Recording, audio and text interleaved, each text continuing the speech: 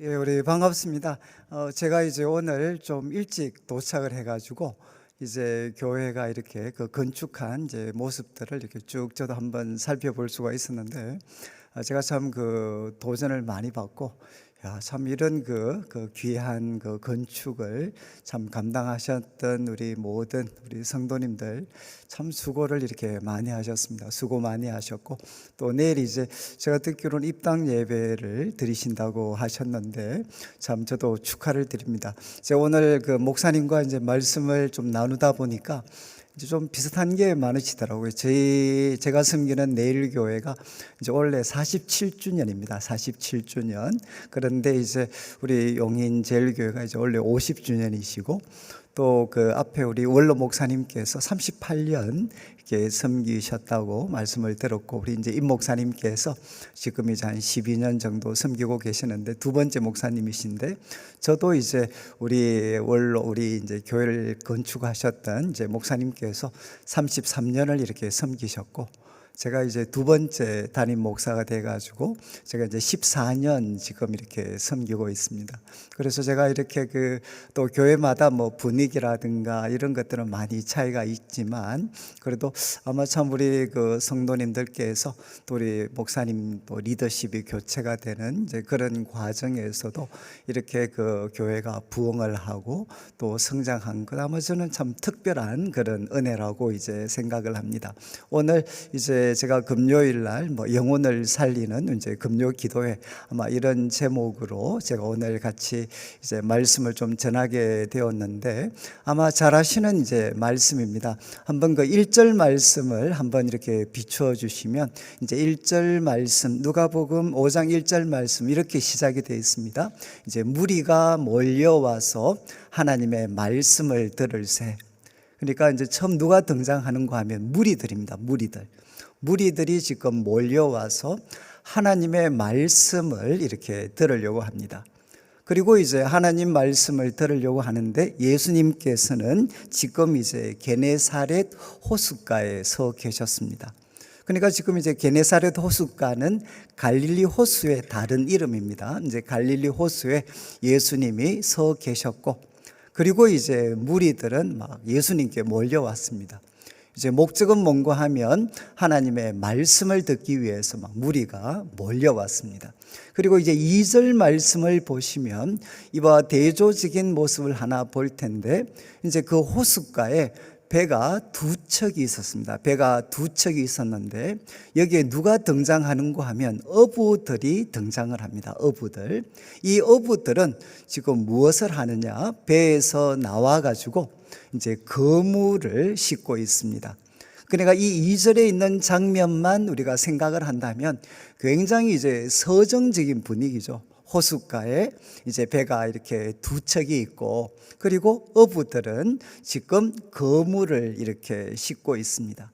그러니까 2절 말씀만 보면 참 굉장히 이렇게 서정적인 분위기일 수 있는데, 그런데 이제 그 1절 말씀과 우리가 대조를 해서 이렇게 생각을 하면, 1절에 나온 무리들은 지금 무엇을 하고 있었습니까? 몰려와서 하나님 말씀을 듣기 위해서 지금 예수님께 이렇게 몰려왔습니다.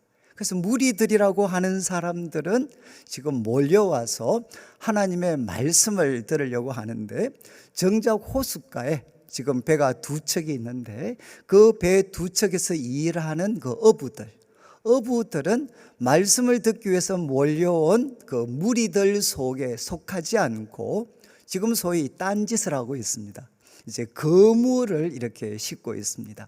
그러면 왜 지금 가장 가까운 곳에 있는 이 어부들, 지금 이제 배 두 척 옆에 있는 어부들은 말씀을 듣는 무리들 속에 들어가지 않고 지금 그물을 싣고 있는가? 이제 3절 말씀을 한번 보시면, 이제 3절 말씀에 이제 예수께서 한 배에 오르시는데, 이제 그 배는 시몬의 배다, 이렇게 성경이 이제 기록을 하고 있습니다. 그 배 두 척이 있었는데, 이제 그 배 두 척 중에 한 배, 이제 둘 중에 한 배에 예수님이 오르셨는데, 이제 그 배의 소유주가 누구냐? 그 소유주가 시몬이었다. 근데 여러분 잘 아시는 것처럼 이제 시몬은 이제 베드로의 이제 아람어 이름이 됩니다. 그러니까 이 시몬의 배에 예수님이 오르셨다. 그러니까 지금 무리들은 와서 하나님의 말씀을 듣기 위해서 예수님께 몰려왔는데, 지금 정작 호숫가에 있었던 배 두 척, 그 배 두 척에 일하는 이제 어부들은 그물을 싣고 있었고, 그리고 이제 그 어부들 중에 한 사람이 누구였는가 하면 이제 오늘 말씀의 주인공이 되는 이제 시몬이었다. 이렇게 성경은 이제 기록을 하고 있습니다. 근데 혹시 여러분들께서 이제 누가복음을 조금 차근차근 이제 읽어 보신 분들은 아마 조금 그 충격을 받을 수가 있습니다. 왜냐하면 바로 앞장 그 누가복음 4장에 여러분들이 한번 그 38절, 누가복음 4장 38절을 한번 보시면 이제 누가 등장을 하느냐? 시몬이 등장을 하는데, 예수님께서 이제 일어나셔서 아마 다 잘 아시죠? 이제 회당에서 나오셔서 예수님이 누구 집에 신방을 가시느냐? 누구 집이라고 했습니까? 시몬의 집에 예수님이 들어가셨습니다. 근데 시몬의 집에 들어가니까 무슨 문제가 있었는가 하면 시몬의 장모가 지금 중한 열병을 이렇게 앓고 있었습니다. 근데 아마 굉장히 심하게 열병을 앓고 계셨습니다. 그러니까 이제 그 집에 있는 사람들이 예수님께 이렇게 부탁을 했죠. 부탁. 그러니까 39절도 한번 비추어 주시면 좋겠습니다. 이제 39절에 그렇게 부탁을 하니까 예수님께서 가셔서 열병을 꾸짖으셨을 때, 그때 이 열병이 떠나게 됩니다.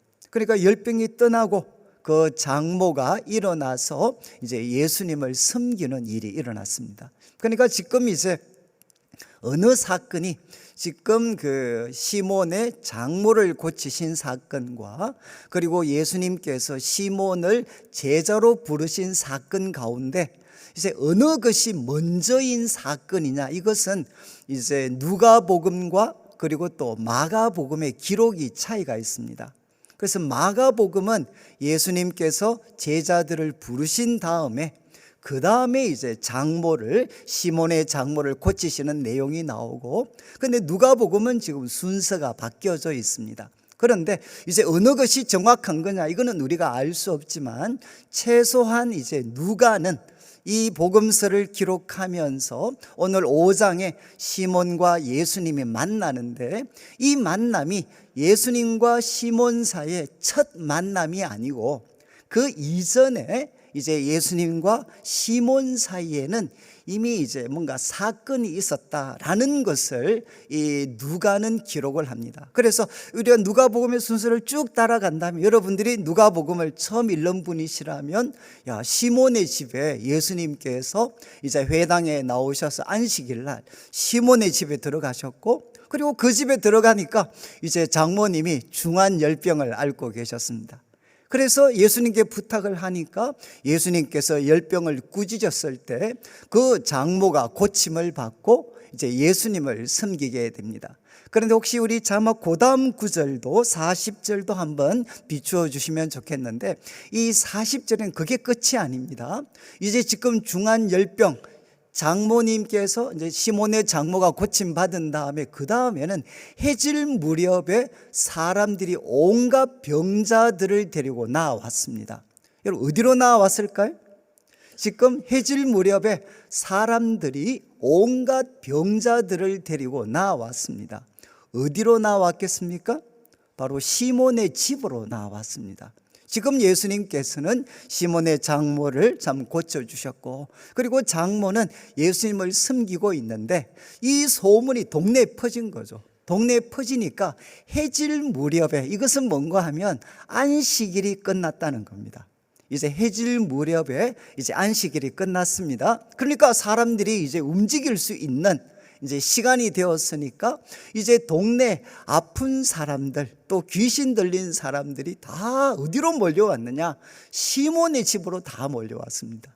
그러니까 예수님께서 그 몰려왔던 사람들을 일일이 안수하시면서 다 이렇게 고쳐주셨습니다. 이 일이 어디에서 일어났는가? 시몬의 집에서 일어났습니다. 그리고 이것을 생생하게 목격한 사람이 누군가 하면 바로 시몬이죠, 시몬. 그런데 바로 그 시몬, 예수님께서 장모를 고쳐주셨고 그의 집에서 놀라운 치유의 역사가 일어났던 것을 생생하게 목격했던 인물이 지금 시몬인데, 이제 오늘 5장에 돌아와서 지금 시몬은 무엇을 하고 있느냐? 이제 무리들은 막 몰려와서 지금 예수님을 통해서 하나님의 말씀을 들으려고 하는데, 그런데 정작 시몬은 무엇을 하고 있었느냐? 이제 거물을 싣고 있었던 거죠. 거물을. 여러분, 이제 좀 이상하지 않습니까? 만약에 지금 예수님께서 이제 갈릴리 호숫가에 계시고 하나님 말씀을 전하신다 그러면 제일 먼저 달려와야 될 사람이 누구겠습니까? 바로 시몬이었겠죠. 아니, 예수님 말씀, 그리고 장모를 고쳐주시고 그 집에서 더러운 귀신 들린 사람, 그리고 또 참 여러 가지 질병으로 고통당하는 사람, 예수님이 고쳐주시는 걸 생생하게 목격을 했으니까 정말 예수님 앞에 첫 번째로 달려와야 될 인물이 시몬인데, 그런데 지금 시몬은 무엇을 하고 있는가? 이제 거물을 싣고 있는 거죠, 거물을. 그런데 여러분, 왜 시몬이 말씀을 듣는 무리들 속에 들어오지 않고 지금 거물을 싣고 있었습니까? 내용은 잘 아시죠? 우리 5절 말씀을 한번 준비해 주시면, 이제 5절 말씀에 시몬이 나중에 이렇게 이야기합니다. 예수님 앞에, 선생님, 우리들이 밤이 새도록 수고하였지만 잡은 것이 없지만은, 여기에 이제 그 힌트가 담겨져 있는 거죠. 지금 예수님 앞에 무리들이 찾아온 시간은 아침 시간입니다. 아침 시간. 아침 시간인데 지금 이제 왜 시몬은 말씀을 듣기 위해서 예수님 앞에 몰려왔던 무리들 속에 들어오지 않고 바로 이제 배 곁에서 거물을 싣고 있는 사람들, 그 행동을 하고 있었는가?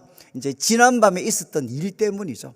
지난밤에 자기의 주업이었던 이제 고기를 잡기 위해서 갈릴리 호수에서 밤이 새도록 이제 그물을 내리면서 고기를 잡았지만 한 마리도 이렇게 잡지를 못했습니다. 잡지를 못했으니까 여러분이 이제 소위 쓰라리 실패를 지난밤에 맛을 보았죠.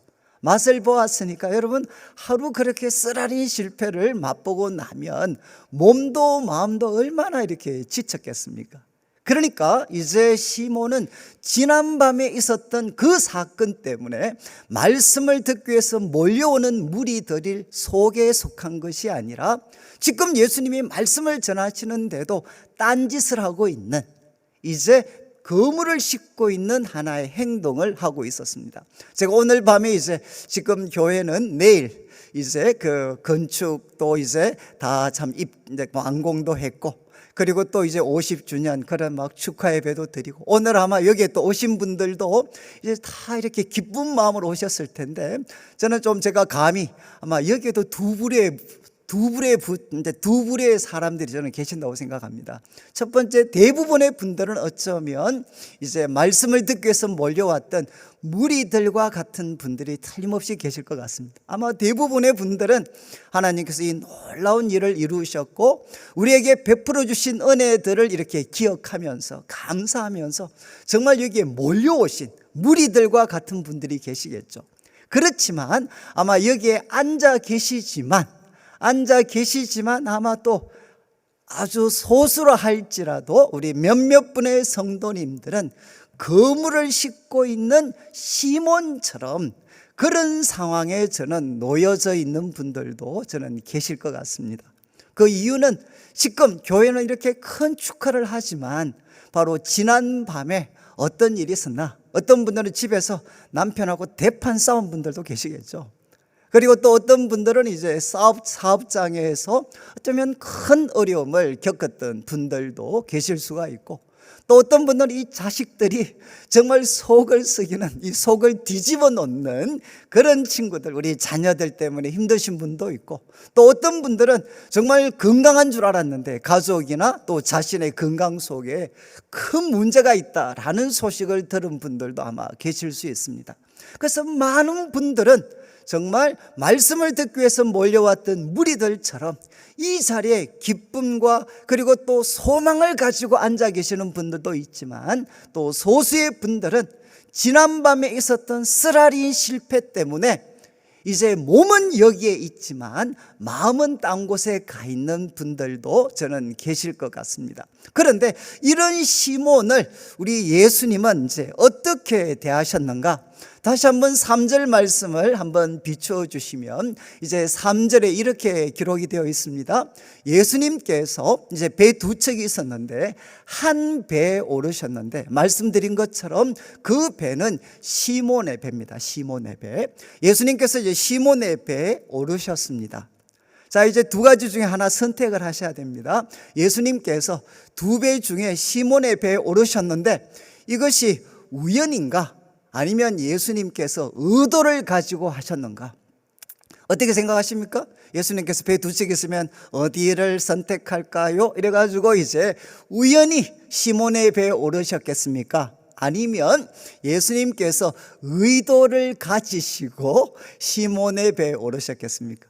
아무래도 후자 쪽이라고 우리는 생각할 수 있습니다. 그런데 다시 한번 3절을 비추어 주시면, 예수님께서 이제 시몬의 배에 오르셨는데 이제 이렇게 중간쯤 보면 육지에서 조금 떼기를 청하시고라는 표현이 나옵니다. 여기 이제 청한다는 것은 예수님께서 시몬에게 부탁을 하셨어요. 부탁. 지금 시몬은 몸도 마음도 지쳐 있고 빨리 이 그물 싣는 거 끝내고 집에 가서 편히 쉬려고, 지금 말씀을 듣는 무리 속이 아니라 지금 그물 싣고 있는데 예수님께서 지금 시몬의 배에 오르셨습니다. 오르신 다음에는 또 부탁을 하셔요. 부탁. 무슨 부탁을 하느냐? 배를 육지에서 조금 떼어라는 거예요. 조금 거리를 돌아. 이렇게 시몬에게 부탁을 하셨습니다. 여러분, 이제 예수님께서 왜 이런 부탁을 하셨겠습니까? 사람들이 워낙 이렇게 몰려왔으니까 여러분, 그 어떤 배에 오르셔서 거리를 두어야 안정적인 자리에서 말씀을 전하실 수가 있었겠죠. 그러니까 예수님께서는 몰려든 무리들에게 거리를 두셔서 조금 더 안정된 그런 분위기에서 말씀을 전하기 위해서 이제 시몬에게 부탁을 하셨습니다. 부탁. 육지에서 배를 조금 떼어주면 좋겠다.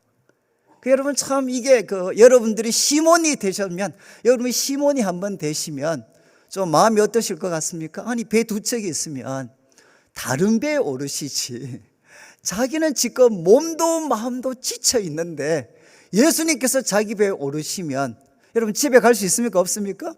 집에 갈 수가 없습니다. 그 다음에 이 배를 육지에서 조금 떼라고 요청을 했어요. 여러분, 이게 그냥 육지에서 떼어져라 이러면 그냥 배가 육지에서 거리를 둡니까? 그게 아니라 지금 시몬이 배에 올라타야 됩니다. 지금 빨리 집에 가려고 하는데, 그런데 이제 예수님께서 배에 오르시더니만 육지에서 조금 떼도록 요청을 하면 다시 시몬이 배에 올라타야 돼. 시몬이 배에 올라타야 되고, 그래서 우리로 말하면 노를 저어서 그 거리가 육지에서 떨어져서 딱 유지될 수 있도록 시몬은 계속 노를 저어야 됩니다. 여러분이 이제 시몬이 이런 일을 당했을 때 마음에 좀 섭섭했지 않겠습니까? 아니 예수님께서 그래 능력 있는 분이시면 내가 지금 얼마나 몸도 마음도 피곤한 줄 아실 텐데, 아니 배 두 척 있으면 딴 사람 배에 오르시지, 아니 또 하필 제 배에 오르시고, 아니 그럼 배에 오르셨으면 거기서 그냥 좀 불편해도 끝내시지, 또 육체에서 좀 떼라고 하시면 지금 시몬이 또 지친 몸을 이끌고 다시 배에 올라타야 되고, 그리고 안정된 분위기에서 말씀을 전할 수 있도록 시몬은 계속 배에서 노를 저어야 됩니다.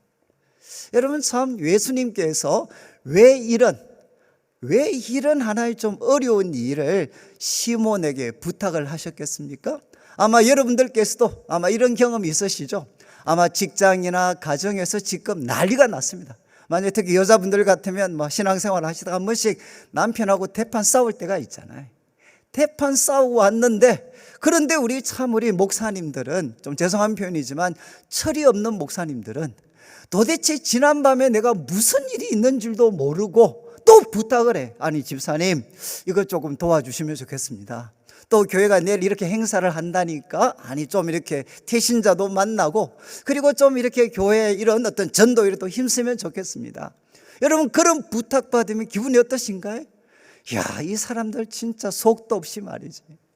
내가 지금 지난밤에 집에서 무슨 일이 있었는지, 그리고 내가 직장에서 사업장에서 무슨 일이 있었는지, 그리고 저도 이제 뭐 목사지만 제가 우리 아이들, 이 사춘기 때 아이들, 이렇게 저희도 아들 둘이니까 사춘기 때 아들들이 있어가지고 집에 가보면 집에 막 그릇하고 음식이 다 엎드러져 있어요. 우리 집 사람이 정말 성격이 낙천적이고 좋은 사람인데, 우리 둘째가 이 사춘기 때는 얘들은 인간이 아니잖아요.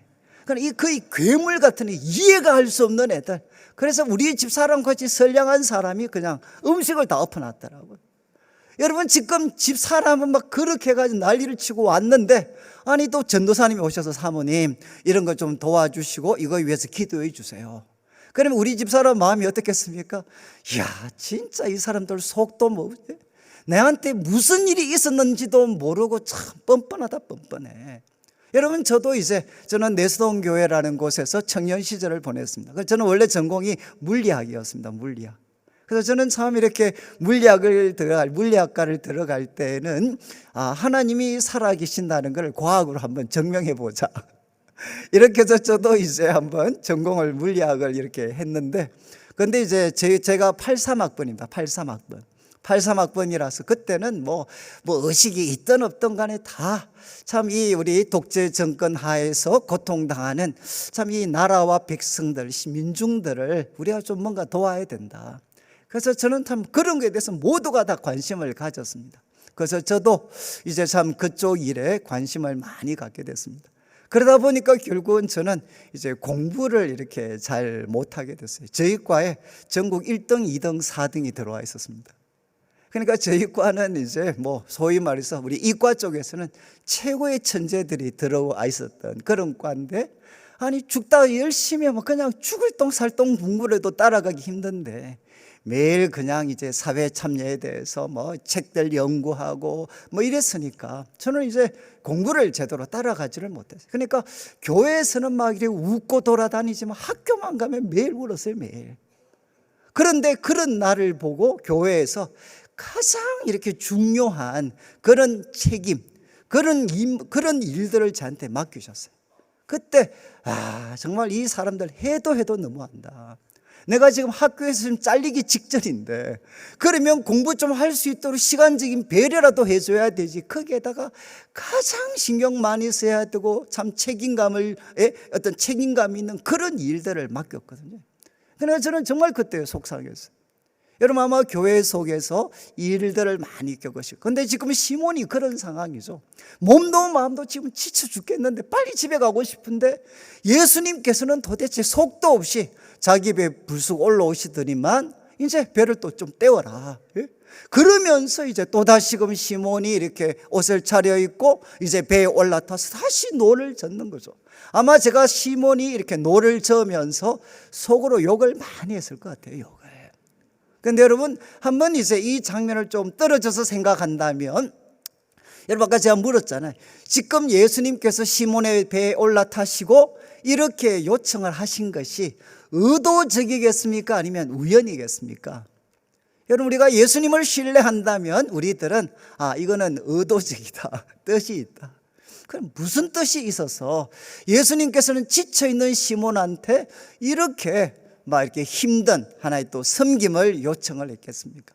저는 참 이게 오랫동안 숙제였어요. 그때 왜 예수님께서 내가 공부 때문에 그렇게 힘들고 어려울 때 왜 교회에 이런 책임들을 전도사님 통해서 맡기고 막 그렇게 했나? 근데 제가 그때 하나 깨달았던 게 뭔가 하면, 여러분 지금 시몬이 지금 노를 젓고 있습니다. 노를 젓고 있지만 누구와 같이 있죠? 누구와 지금 가까이에 있습니까? 지금 바로 그 배에는 예수님도 계시거든요. 예수님께서는 그 배에서 말씀을 가르치고 계시고, 시몬은 그 배에서 지금 노를 젓고 있습니다. 그러니까 예수님께서 어떻게 보면 이 시몬의 상황도 모르고 그렇게 요청을 하신 것 같지만, 결과적으로 지금 시몬은 어떤 상황에 놓여지게 되었느냐? 예수님과 가까운 곳에 가까운 곳에 있게 된 거죠. 제가 그때 이 말씀을 묵상하다가 왜 내가 그때 어려울 때 예수님께서는 이렇게 속도 모르시고 이렇게 힘든 부탁을 했나? 제가 곰곰이 기도하면서 깨닫게 된 거는 예수님께서 이렇게라도 해서 나를 예수님 가까이에 두기를 원하셨구나 하는 것을 제가 그때 참 깨닫게 됐어요. 여러분, 그래서 이제 지금 시몬은 예수님 가까이에 있게 됐습니다. 그리고 이제 예수님께서 무리들에게 말씀을 다 이렇게 가르치셨습니다. 가르치신 다음에 4절 말씀을 한번 보시죠. 4절 말씀. 이제 4절 말씀에 무리를 다 가르치시고 나서 4절 말씀을 마치시고 시몬에게 말씀을 하셨습니다. 여러분, 지금 아마 3절까지 그 시몬의 배에서 말씀을 전하실 때 제 생각은 예수님은 시몬에게 눈길 한번 안 줬을 겁니다. 그래서 그냥 무리들에게 이렇게 말씀을 가르치셨어요. 그리고 시몬은 옆에서 노를 젓고 있었습니다. 그런데 예수님께서 말씀을 마치신 다음에 갑자기 시몬을 보는 거죠. 시몬을 보면서 요청을 합니다. 깊은 데로 가서 그물을 내려 고기를 잡으라. 깊은 데로 가서 그물을 내려 고기를 잡으라. 이렇게 예수님께서 지금 노를 젓고 있는, 또 지쳐 있는, 그리고 어쩌면 끝나기만 기다리고 있는 시몬한테 이렇게 명령을 하셨습니다. 그런데 그때 5절 말씀 이제 한번 보시면 5절 말씀에 시몬이 놀라운 일을 하죠. 앞에서 살펴봤지만 선생님, 우리들이 밤이 새도록 수고했는데 잡은 것이 없지만 말씀에 의지하여 내가 그물을 내리겠습니다. 여러분, 지금 시몬이 분명히 말씀을 듣는, 그 말씀을 듣기 위해서 몰려든 무리들 속에 들어가 있지 않고 지금 그물을 싣는 딴짓을 하고 있었던 그 시몬이, 그죠? 지금 예수님이 명령하셨을 때 어떤 반응을 보이느냐? 제가 지난밤에 잡은 것이 하나도 없지만 말씀에 의지하여 내가 그물을 내리겠습니다. 말씀에 의지하여 내가 그물을 내리겠습니다. 이렇게 반응을 하고 순종을 하게 됩니다. 여러분, 그러면 이제 우리 5절 말씀에 질문이 생기죠. 어떻게 말씀을 듣는 무리가 아니라 그물 싣고 있었던 이 시몬이 여러분 이런 믿음의 반응을 할 수가 있었겠습니까? 믿음의 반응을 할 수 있었겠습니까? 지금 예수님께서 말씀을 전하시는 동안 시몬은 아마 그 배 안에서 노를 젓고 있었겠죠. 노를 젓고 있었을 텐데 어떻게 이런 달라진, 내가 말씀에 의지해서, 여러분 깊은 곳에 가서 그물을 내리려면 또 배를 저어야 됩니다. 몸은 그냥 다 지친 또 다시 배를 저어가지고 깊은 곳을 향해서 가야 돼. 그럼 또 얼마나 힘이 듭니까? 그런데 예수님께서 이렇게 명령하셨을 때 내가 말씀에 의지해서 내리겠습니다. 여러분, 어떻게 순종할 수 있게 됐습니까? 아니, 말씀 듣는 무리 속에 들어오지 않고 그물 씻으면서 딴짓을 하고 있었던 시몬이 어떻게 이런 감동적인 고백이죠. 말씀에 의지해서 내가 그물 내리겠습니다. 어떻게 이런 하나의 순종을 할 수 있었을까? 이유는 무엇이겠습니까? 제가 하나님이 어떻게 이런 일이 일어났습니까? 그럴 때 하나님이 저한테 주셨던 깨달음은 시몬이 노를 젓다가 보니까 귀를 못 막았다. 그래, 여러분 노를 젓으니까 결국 귀를 못 막잖아요, 귀를. 그러니까 베드로가 이렇게 예수님 말씀에 집중해서 저는 들었다고 생각하지 않습니다. 저는 정말 속으로 씩씩거리면서, 아니 예수님은 내 상황도 모르셔 정말 너무 아신다. 그렇게 원망하고, 그리고 지난밤에 내가 얼마나 고생하면서 실패를 했는데 속도 모르고 그러면서 예수님을 향해 원망하면서 언제 끝나나 빨리 좀 끝내라 그러면서 이제 씩씩거리면서 노를 저었는데, 노를 저으니까 귀를 못 막잖아요. 그러니까 자꾸 예수님이 하시는 말씀을 그냥 마음은 없었지만 그냥 자꾸 듣게 되는 거죠, 말씀을. 여러분, 아마 순종하기 위해서가 아니라 그냥 어쩔 수 없이 길을 못 막았으니까, 예수님이 하시는 말씀을 가까운 데서 하시니까 그냥 듣다가, 그냥 아무 생각 없이 듣다가 어떤 일이 생겼겠습니까? 예수님을 향한 믿음이 일어나게 된 거죠. 저는 제가 이제 이 말씀 깨닫고 나서 우리 성도님들이 정말 편해졌습니다. 왜 제가 편해졌는가 하면, 저는 제가 목회를 이제 할 때는 저는 우리 성도님들 오늘도 지금 다 이렇게 말씀 듣고 계시는데 처음부터 끝까지 처음부터 끝까지 집중해서 듣는 사람은 은혜를 받는 줄 알았어요. 그런데 오늘 이 말씀 보니까 어떻습니까? 집중해서 안 들어도 그냥 여기 와서 지금 이제 어젯밤에 일어난 일 때문에 씩씩거리고 딴짓을 한다 하더라도 여러분 귀는 지금 못 막잖아요. 그것도 여러분들이 소셜 포지션이 있는데 이거 못 막잖아요. 그러니까 귀는 열어놨으니까 그냥 제가 떠드는 것 중에 한두 마디라도 귀에 들어오는 거죠. 한두 마디라도 귀에 들어오게 되니까 어떻게 되느냐, 이 말씀은 한두 마디 그냥 원하지 않았지만 듣다 보면 이 말씀 속에는 생명이 있기 때문에 우리 마음속에 믿음을 불러일으키는 거죠. 그러니까 이 베드로도 딴짓하지만 그러나 자기 배에서 예수님이 말씀하시고 귀를 못 막았으니까, 그러니까 들려오는 그 예수님 말씀 중에 한두 마디를 듣다 보니까 어떻게 됐느냐, 바로 예수님을 향한 믿음이 그 마음속에 일어나게 된 거죠. 그러니까 예수님께서 이제 도전을 하셨습니다. 야, 깊은 곳에 가서 그물 던져라. 그러니까 베드로가 바로 말씀에 의지해서 제가 그물을 내리겠습니다 하고 이제 깊은 곳을 향해 나아가게 됩니다. 6절 말씀을 한번 보시죠. 6절 말씀을 보시면 이제 깊은 데로 가서 그물을 던졌습니다. 그물을 던졌을 때 어떤 일이 일어났느냐, 잡은 것이 힘이 많아서 바로 그물이 찢어지게 되었습니다. 근데 제가 이제 한번 질문을 던지고 싶은 게, 여러분 지금 베드로가 깊은 곳에 가서 그물을 내렸습니다. 근데 지금 이 그물 내린 곳을 어젯밤에 시몬이 한번 갔던 장소일까요? 안 갔던 장소일까요? 깊은 곳에 가서 던지라 그랬잖아요. 여러분들이 만약에 어부였다면 여기 가서, 여러분 깊은 곳에 밤에 고기들이 많이 다니니까, 갈릴리 호수는 밤이 고기를 잡는 최적의 시간입니다. 그러니까 정말 여기서 그물을 내렸는데도 못 잡으면 또 그 옆에 가서 그물을 던지고, 여기도 안 되면 또 그 옆에 가서 던졌겠죠. 지금 예수님이 명령하셔서 가게 된 깊은 곳을, 그냥 이거는 상상이죠. 어젯밤에는 베드로가 안 갔을까? 그곳을 안 갔던 곳일까? 여러분 어떻게 생각하십니까? 정답은 없습니다. 정답은 없는데 제 생각으로는 갔을 것 같아요. 여러분 지금 한 마리도 못 잡았으니까, 그래도 이 고기 잡는 데 있어서 이 갈릴리 호수에서 잔뼈가 굵었던 베드로가, 여러분 여기도 가보고 여기도 없으면 또 깊은 곳 다른 곳도 가보고 다른 곳도 가보고, 그래서 그 주위를 정말 어떤 이 배가 갈 수 있는 곳이라면 다 둘러봤겠죠. 그런데 한 마리도 잡지 못했어요. 그런데 오전 시간은 고기가 나올 수 없는 시간입니다. 고기도 눈이 있잖아요. 그러니까 고기도 밝은 낮에 어떻게 돌아다니겠어요?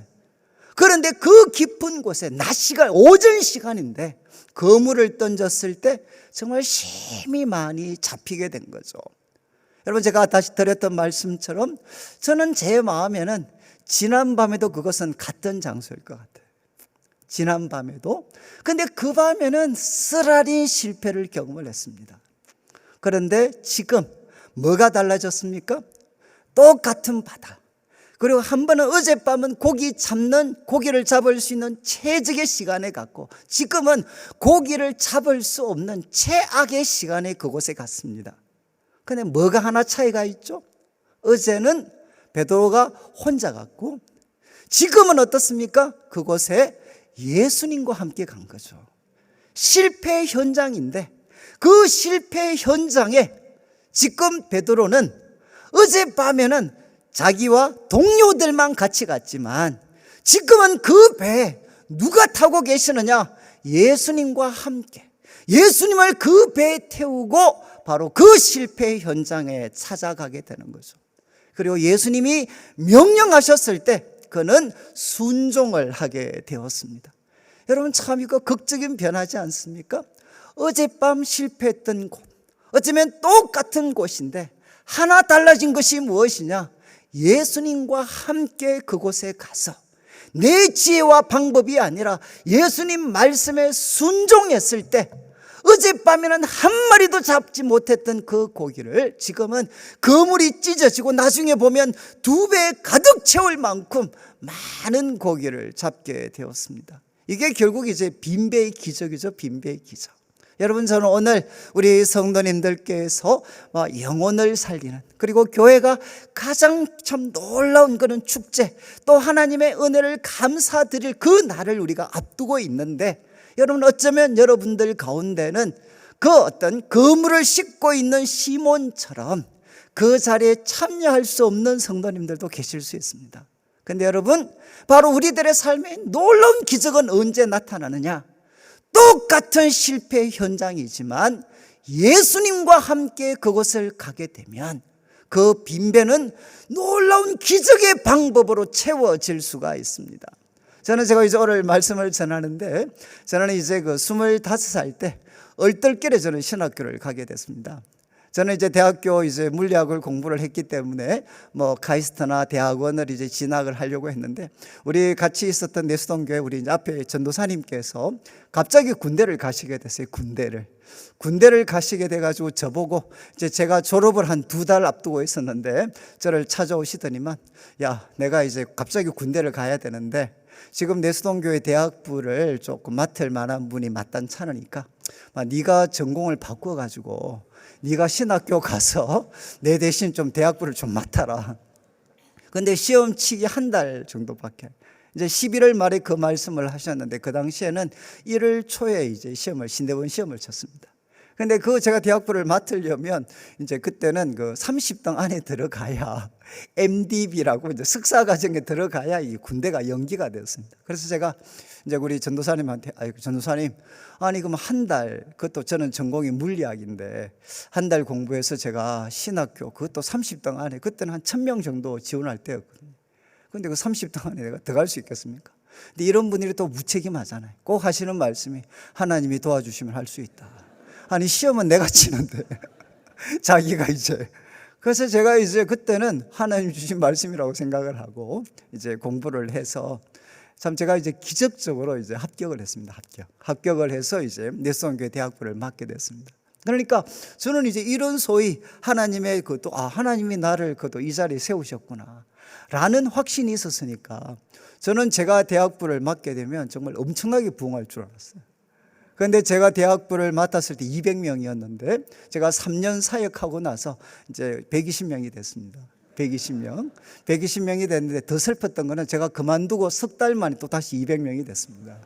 그러니까 이제 소위 저는 누구냐, 이 내수동교회 대학부를 말아먹은 사람. 그러니까 저는 참 하나님이 분명히 함께 해주신다고 약속도 해주셨고, 저는 그래도 여러분 제가 물리학을 다녔던 사람인데 우리 전도사님이 그런 부탁을 했을 때는 저도 말씀에 대한 깨달음, 통찰력 이런 거는 인정을 하셨으니까 저를 그렇게 그렇게 이제 도전했지 않겠습니까? 저는 참 이 말씀에 대해서 하나님이 참 많은 은혜를 주셨습니다. 그래서 저는 제가 설교하면 정말 잘할 줄 알았어요. 그런데 제가 이제 설교를 했는데 25살에, 그리고 물리학을 하다가 갑자기 신학을 했으니 할 줄을 알겠습니까? 그래서 설교를 했는데, 그때 제가 저희 집 사람과 제가 연애를 하고 있었는데, 제가 설교만 끝나면 집 사람이 이제 연애를 할 때였으니까 제보고 하는 이야기가, 정말 형제의 설교는 아니 내용도 없는데 시끄럽고 엄청나게 길고 정말 호르블의 테러블이다. 그래서 항상 설교만 끝나고 나면 그렇게 이야기를 했어요. 그래서 제보고 지금도 당부한 게, 제발 설교의 내용에 자신이 없으면 빨리 끝내서 은혜를 끼쳐라. 내용도 없으면서 그렇게 시끄럽게 길게 하냐. 그래서 제가 이제 근데 제가 말은 접수가 되지만 안 되는 걸 어떻게 해. 그래서 3년을 해서 제가 쓰라는 실패를 맛봤습니다. 그래서 제가 내수동교회 대학부를 마무리하고 난지도, 혹시 서울에 계시는 분들은 난지도를 아실지 모르겠어요. 80년대, 90년대 서울의 쓰레기 매립지였습니다. 제가 이제 그곳에서 3년 반 이제 빈민 선교를 좀 했는데 이제 그곳에 갔는데 이제 또 중고등부 애들 설교를 했어요. 중고등부 제가 5분에는 그런 말씀 드릴 기회가 없겠지만 중고등부 하는데 애들이 또 설교하니까 아무도 앉아있지를 않았어요. 다 돌아다녔어요. 그러니까 안 그래도 내수동교회 대학부에서 상처를 받았는데 또 중고등부 애들도 이렇게 또 돌아다녔어요. 제가 그때 하도 막 열받아가지고 막 욕하고 한번 나와버렸는데, 그래서 제가 막 난주도 돌아다니면서 이렇게 이야기를 했거든요. 하나님, 제가 이 난주도까지 와서 어려운 애들 도우면 그래도 하늘에서 우아하게 앉아있지 말고 제가 설교하면 내려오셔서 애들 좀 앉히고 이렇게 하셔야 되지. 이거 뭐가 동업이 돼야 이거 뭘 할 수 있지. 뭡니까 지금. 근데 그때 하나님이 저한테 가장 평생에 상처가 되는 말씀을 하셨어요. 그때 뭐라고 하셨느냐? 내가 네 설교 들어도 돌아다니겠다. 이거는 제가 평생 잊을 수 없고, 제가 천국 가서도 한번 항의를 하려고 하는, 내가 네 설교 들어도 돌아다니겠다, 이렇게 말씀을 하셨어요. 근데 제가 그때 이제 설교를 완전히 바꾸기로 결심을 했는데, 그런데 그곳에 있는데 한 1월 달쯤 됐는데 우리 난지도 우리 반석교회 목사님께서 저보고 어른들 주일 밤 예배 설교를 제보고 하라 그러셨어요. 야, 너 놀고 먹을 수 없지 않냐. 그러니까 너 이제 주일 밤 예배 어른 설교를 해라.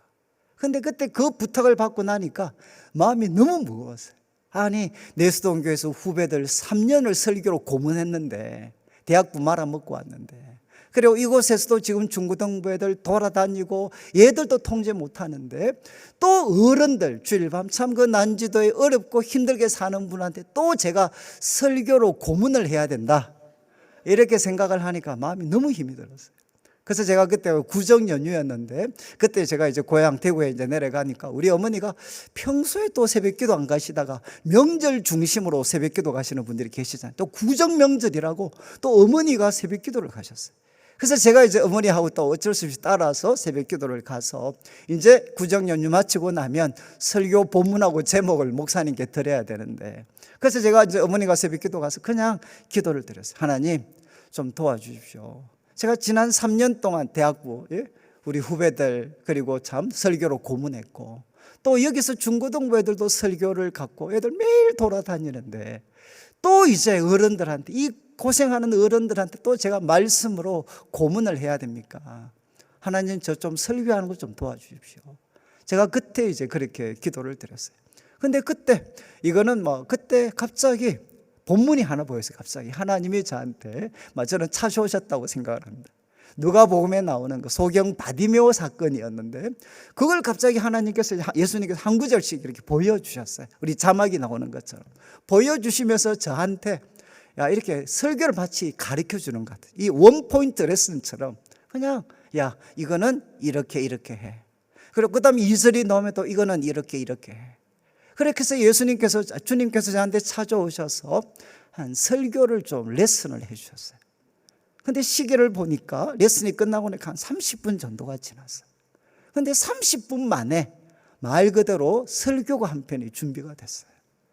그래서 제가 이제 설교 본문, 그때 받았던 말씀을 이제 목사님한테 전달해 드리면서 이제 본문하고 제목을 이제 말씀을 드렸습니다. 그리고 이제 서울에서 처음 우리 난지도에 계시는 우리 어른들한테 제가 설교를 했습니다. 그때 배운 대로 제가 설교를 했어요. 설교를 하니까 집사람이 이런 이야기를 했어요. 야, 내가 살다가 별일 다 보겠다. 그래서 또 뭘 별일을 다 보냐. 그러니까 하는 이야기가, 야, 내가 당신 설교에 은혜를 받다니. 이게 완전 욕이죠. 그래서 제가 정말 그때, 제 삶에 이제 놀라운 변화였어요. 그때 우리 집사람 입에서 처음 이제 제 설교를 듣고 은혜를 받았다고 그랬어요. 근데 그때 그 30분의 가르침, 야, 제가 3년 반을 그렇게 실험했는데도 설교를 어떻게 해야 될지 모르겠더라고요. 그래서 저는 말 그대로 주일날 이 강단에만 서면 저한테는 실패의 현장이었어요. 그렇게 밤새우면서 준비를 했는데 설교 끝나고 나면 정말 부끄러워서 내려갈 수가 없는, 오늘도 설교를 가지고 또 후배들을 고문했구나, 그냥 그런 자책감에 항상 시달렸어요. 그런데 정말 제가 예수님께 나아가서 정말 예수님 좀 도와주십시오 라고 했을 때 주님께서 그냥 찾아오셔서 한 30분 정도 저한테 간단한 교훈을 주셨는데, 그때 이후로 이제 저는 제 설교가 정말 참 달라지게 됐어요. 저는 제가 지금도 그건 아니지만, 저는 제가 말씀드린 것은 뭔가 하면 우리 성도님들의 삶에도 여러분, 우리가 최선을 다하지만 그러나 쓰라린 실패를 경험할 때가 있습니다. 그런데도 또 예수님께서는 쓰라린 실패를 경험했는데도 불구하고 속도 모르고 또 교회에서 온갖 어려운 일은 다 시켜요. 그런데 예수님께서 왜 그렇게 하시나? 바로 우리를 바로 가까이에 우리를 두셔서 그분의 말씀을 들을 수 있도록 만들어 주십니다. 그리고 말씀을 들어서 그분을 향해 믿음이 회복이 되면 여러분, 바로 예수님께서는 그 실패 현장에 이제는 뭐라고 말씀하시나? 나와 같이 가자는 겁니다. 나와 같이 가자. 그래서 예수님과 함께 그 실패 현장에 다시 방문해서 예수님의 말씀대로 순종을 하게 되면 어떻게 되느냐? 그곳에는 정말 텅 비었던 배가 풍성함의 기적을 맛보는 곳으로 바뀌게 되는 거죠. 근데 이어지는 말씀을 한번 보시면, 여러분 이제 8절 말씀을 한번 보십시오. 이제 이 8절 말씀, 이제 배가 2배 가득 차게 됐습니다. 그러니까 시몬 베드로가 예수의 무릎 아래 엎드려서 이렇게 이야기하죠. 예수님, 나를 떠나십시오. 나는 죄인입니다. 여러분 이 말씀이 이해가 되시나요? 만약에 여러분이 베드로였으면 무슨 이야기 했겠습니까? 아니 예수님 포인트 찍어서 딱 포인트 찍어주니까 던지니까 2배 가득 찰 만큼, 그것도 오전 시간인데도 2배 가득 찰 만큼 채워졌잖아요. 제가 만약에 시몬이었으면 이렇게 이야기했을 것 같아요. 예수님 끝내줍니다. 동업합시다. 동업 50대 50 예수님 포인트 찍어주고 나는 던지고 끝내줍니다. 끝내줘. 여러분 이렇게 이야기할 수 있지 않나요? 그런데 지금 시몬은 갑자기 이상한 말을 해. 주여 나를 떠나소서 나는 죄인입니다. 여러분 그렇죠. 여러분 시몬이 뭐 잘못했습니까? 시몬이 무엇을 잘못했길래 주여 나를 떠나소서 나는 죄인입니다. 여러분 그 기적 속에 예수님이 바로 하나님이시다라는 것을 시몬이 깨달았겠죠. 그렇지만 나는 죄인이 뭐 잘못했습니까? 뭐 잘못했죠? 그래서 제가 소그룹 할 때 이거 가지고 이제 물으면 뭐 성도님들이 다 이야기해. 목사님 저는 이해가 됩니다. 그럼 뭐가 이해가 되십니까? 하면 하는 말이, 아니 시몬이 깊은 데 가면서 얼마나 씩씩거렸겠습니까? 그 시몬이 깊은 데 가면서까지 얼마나 예수님 속도 모르고 말이지 지가 뭐 안다고 그러면서 막 예수님에 대해서 얼마나 욕했겠습니까? 그래서 이제 이렇게 나를 떠나소서 나는 죄인입니다. 여러분 그런 뜻이겠습니까? 여러분 성경에서 죄인이라는 말이 갖고 있는 가장 핵심적인 뜻이 무엇이냐? 여러분 성경에서 죄는 무엇입니까? 하나님으로부터 독립선언입니다. 그리고 하나님에 대해서 자기 주장을 하는 것이 바로 죄의 핵심입니다. 여러분 바로 창세기에 정말 아담이 선악과 먹게 할 때, 뱀이 선악과 먹도록, 아담이 선악과 먹도록 부추기게 되면 뭐라고 했죠? 하나님같이 될 수 있다. 여러분 하나님같이 되면 뭐가 달라집니까? 내 삶을 내가 결정하는 겁니다. 여러분 선악과 따먹기 전에는, 선악을 알게 하는 그 나무 열매 먹기 전에는 아담과 하와는 어떻게 선과 악을 구별했을까요?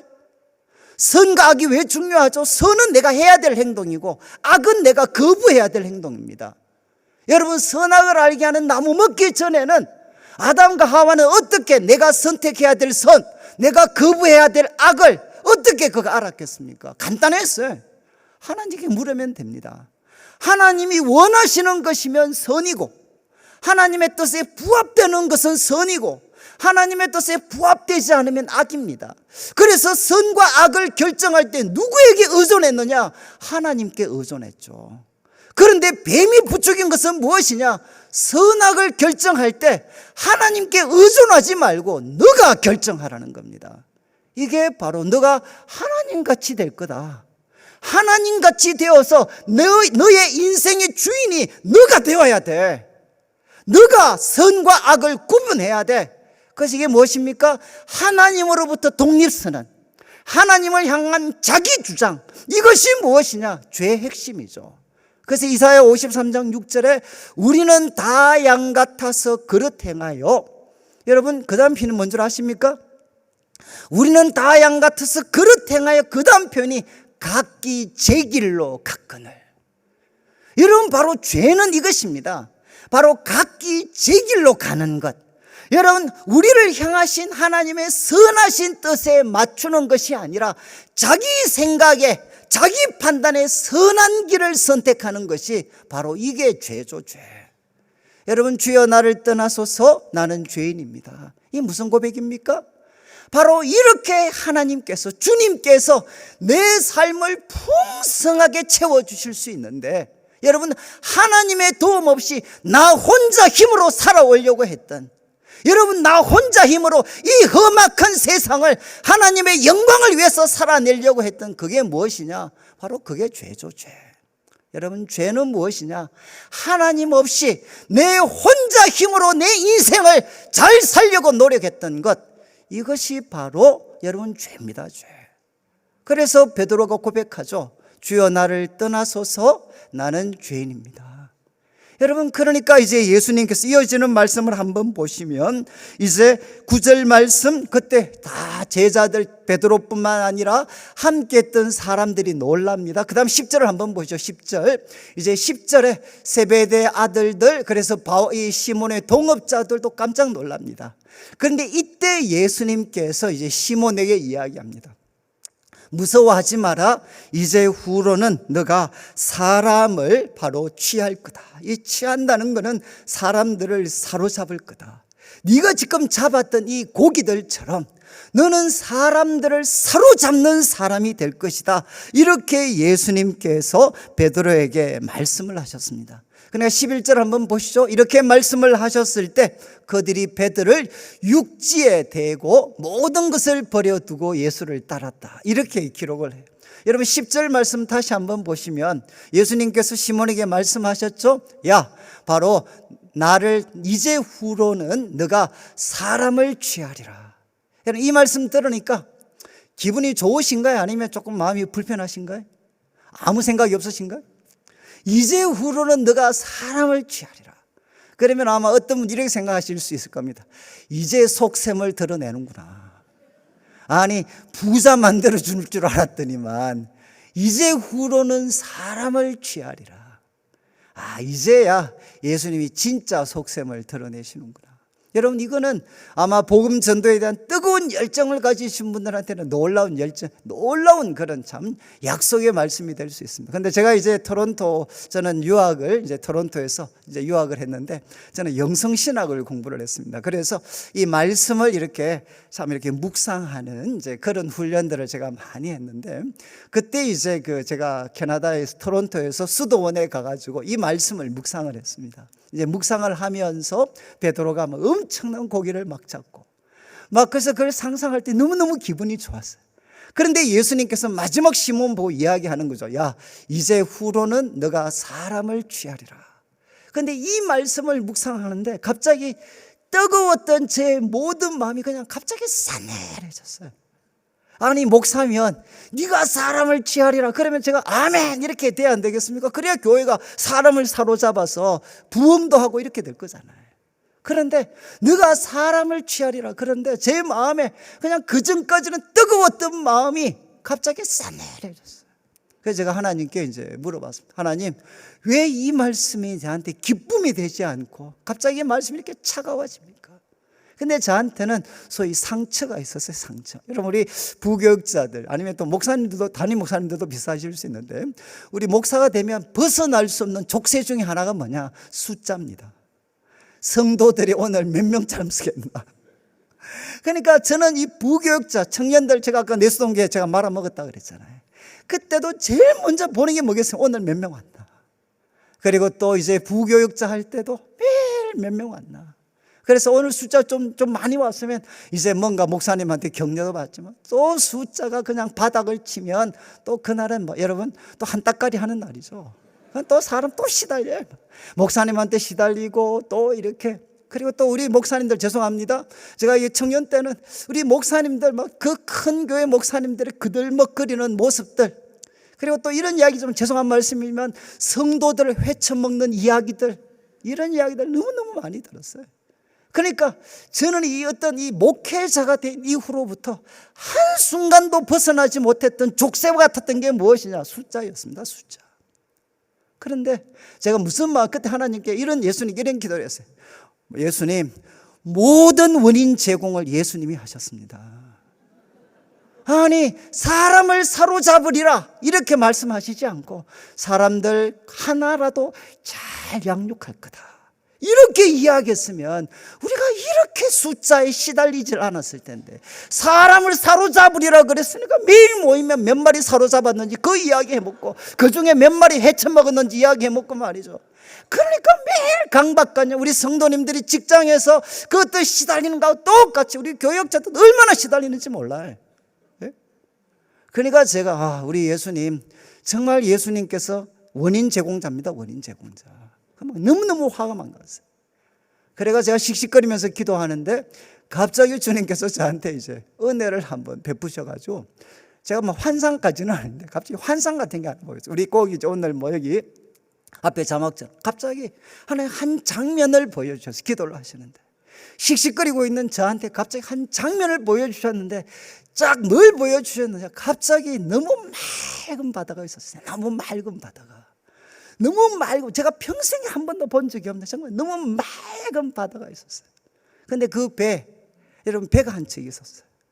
근데 그 배에 어부가 한 사람이 있었는데 뭘 하고 있었느냐, 여러분 이게 방어 있잖아요. 우리가 그 물고기를 풀어주는 거 있잖아요. 물고기를 풀어주는, 우리 뭐 불교 같으면 그런 행사들을 하잖아요. 이 잡았던 물고기를 이렇게 풀어주는, 방어를 이렇게 물고기를 풀어주는 걸 하고 있었어요. 그런데 그 물고기를 풀어주는데, 그 물고기 풀어주니까 그 맑은 바다 푹 하면서 그 물고기를 샥, 예? 그 물고기들이 그 바다, 맑은 바다 속에서 마음껏 이렇게 막 헤엄치는 것을 하나님이 보여주셨어요. 그래서 제가 이렇게 보니까, 여러분 그 물고기가 뭐였습니까? 어느 물고기였겠습니까? 바로 제가 잡았던 거였어요. 제가 바로 기도하면서 바로 제가 왕창 말씀에 순종해서 사로잡았던 그 고기, 그 고기를 우리 예수님께서는 뭐 하셨나? 속된 말로 회쳐 먹는 줄 알았는데, 목사님들이 회쳐 드시는 줄 알았는데 그게 아니라 그 맑은 바다에 풀어주니까 그 고기들이 그냥 마치 정말 좀 과하게 표현하면 천국을 만난 것처럼 막 물고기들이 막 울고 있었어요. 저는 제가 그렇게 씩씩거릴 때 주님이 저한테 주신 답변이었어요. 야 이놈아, 왜 내가 너한테 사람 사로잡으라 그랬겠냐. 저는 왜 예수님께서 저한테 야 너 사람을 사로잡을 거야 이제부로는, 왜 저한테 사람을 사로잡을 것이다 말씀해 주셨냐. 그 이유는 무엇이겠습니까? 이 구정물 같은 세상, 여러분 아무리 돈과 권력이 있지만, 여러분 돈 번 사람 입에서 무슨 이야기가 나오나? 이 더러운 세상. 권력을 가진 사람들의 입에서 이 더러운 세상. 공부하는 사람들 입에서 뭐가 나오겠어요? 이 더러운 세상. 여러분 이 더러운 세상에서 우리를 건져내셔서 하나님이 다스리시는 그 아름다운 세상, 이 맑은 바다와 같은 그 하나님 나라에서 바로 새롭게 정말 마음껏 한번 살아보라고 하나님께서 우리를 향해 사람을 사로잡으라, 바로 이 맑은 하나님 나라에서 그들이 살아갈 수 있도록 하기 위해서 그들을 사로잡으라. 제가 그때 이제 하나님 앞에 제가 결심을 했습니다. 뭐라고 고백했느냐? 왕창 잡겠습니다. 하나님, 왕창 잡아서 풀어주겠습니다. 제가 오늘 말씀을 마무리하면서, 여러분 아마 교회적으로 참 그동안 큰 수고도 하셨고, 또 내일 이제 기쁜 그런 어떤 축제들이 계속 이어질 텐데, 저는 우리 성도님들 중에 혹시라도 시몬처럼 마음이 상하거나 참 지난 밤에 또 우리들의 삶에 있었던 서란의 실패 때문에 고통을 당하시는 분이 설령 있다 할지라도, 여러분 저는 우리 예수님 누구시냐? 우리를 너무너무 사랑하시는, 그리고 우리를 찾아오시는 분이십니다.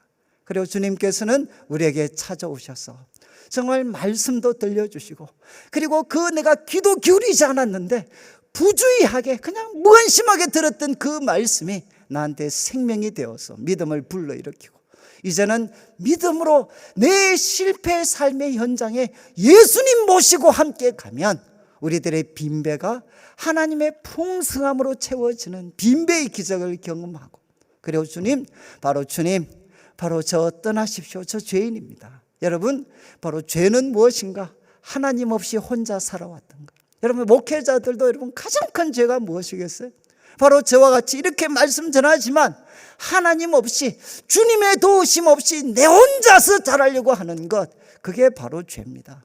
이제 우리 모든 성도님들이 하나님과 함께 여러분의 삶의 현장에 나아가시고 그곳에서 주님의 말씀에 순종하여서 놀라운 기적을 베푸실 뿐만 아니라 이제는 풍성함의 기적을 넘어서 여러분 바로 이 악한 세상에서 수많은 사람들을 건져내어서 한 번밖에 없는 인생 하나님 나라에서 기쁘게 마음껏 행복하게 살아갈 수 있도록 영혼을 사로잡을 수 있는 우리 모든 성도들 되시기를 주님의 이름으로 축원합니다.